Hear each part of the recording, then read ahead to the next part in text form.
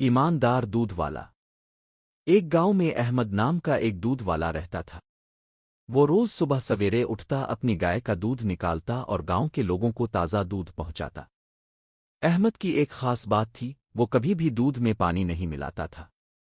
اسی وجہ سے لوگ اس پر بہت بھروسہ کرتے تھے۔ ایک دن احمد کے دوست بلال نے کہا، اگر تم دودھ میں تھوڑا سا پانی ملا دو تو زیادہ پیسے کما سکتے ہو۔ احمد نے مسکرا کر جواب دیا، نہیں بلال، میں دھوکہ دے کر پیسے نہیں کمانا چاہتا۔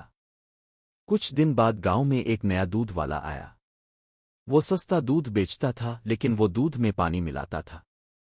آہستہ آہستہ کچھ لوگ اس سے دودھ لینے لگے، لیکن جلد ہی لوگوں کو پتہ چل گیا کہ اس کا دودھ خالص نہیں ہے۔ سب نے اس سے دودھ لینا بند کر دیا۔ دوسری طرف احمد کی ایمانداری کی وجہ سے اس کے گاہک اور بھی بڑھ گئے۔ لوگ کہتے تھے، احمد کا دودھ سب سے اچھا اور خالص ہے۔ ایک دن گاؤں کے سردار نے احمد کو بلایا اور کہا، تمہاری ایمانداری نے ہمیں بہت متاثر کیا ہے۔ آج سے تم گاؤں کے سب سے معتبر دودھ والے ہو۔ احمد خوش ہوا اور اس نے اللہ کا شکر ادا کیا۔ سبق: ہمیشہ ایمانداری سے کام کرنا چاہیے، کیونکہ سچائی ہی کامیابی کی کنجی ہے۔